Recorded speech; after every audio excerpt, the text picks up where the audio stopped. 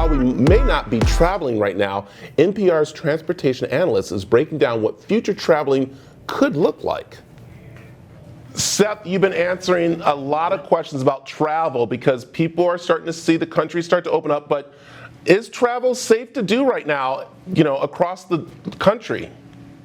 It's a good question, Brad, because, during past crises, sometimes travel is the first thing that comes back. This one's a little bit different because we're dealing here, not just with a recession, not just maybe with a fear of flying even after 9/11, but with a very clear danger here. This is a virus that really can make you sick and obviously worse for some people.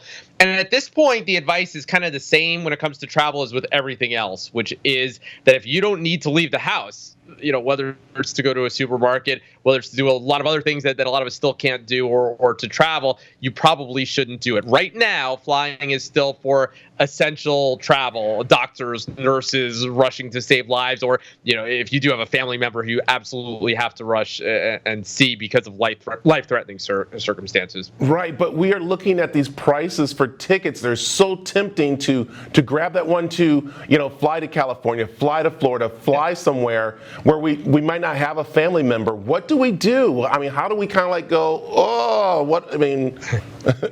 Well, it's fine to buy a ticket for future travel. And in fact, it's more than fine. The game here has kind of changed. Usually the advice, just in normal times, is, of course, don't wait until the last minute to buy a ticket. You pay a lot, but maybe don't book too early either. It's not the earliest bird who always gets the best deal on an airline ticket. Kind of a month or two before you travel, a lot of times you get the best deal. This time it's different because so much of the risk has gone away because of all this flexibility that airlines are giving us, right? So if you see a ticket for some month in the future that looks too good to be true, sure, you can grab it. Now, make sure you're comfortable laying out that money with all the economic uncertainty right now, all the unemployment. Look, there are people who shouldn't be spending anything, but nothing wrong with buying a ticket. At some point here, just as the rest of sort of this gradual reopening that's starting to happen, it's going to be safe to fly with certain precautions. JetBlue became the first airline to say you have to wear a mask on board. We're going to see others follow that, and it's just going to kind of become more of a personal choice rather than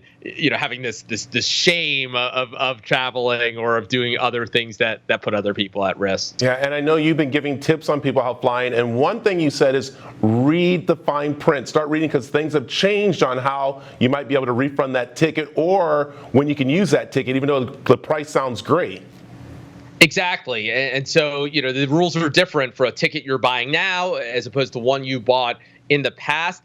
And if you're holding a ticket, on the other hand, that you already bought for a trip that you don't want to take, Brad, one piece of advice, this is one of those times in life when procrastination pays, when it's okay not to rush out and try to cancel that trip, even if you have no plan to take that flight that's coming up sometime soon. The reason for that, Brad, is because airlines, if they cancel on you, rather than you canceling on them, you get a better deal. If they cancel on you, with American Airlines, for example, the busiest global airline in Phoenix, if your plans change by more than 60 minutes, if they say your flight's canceled, we can't get you to where you're going by more than 60 minutes, depending on when you bought the ticket, they might offer you a full refund rather than just a credit. And hey, a voucher's great, right? But actual money, especially again with all that uncertainty, even better. On the other hand, don't forget to cancel. With some airlines, even Southwest, which never, another big airline in Phoenix, which never charges a change fee. That's the usual rule with them is that you still have to let them know if you're not going to show up for a flight 10 minutes before the flight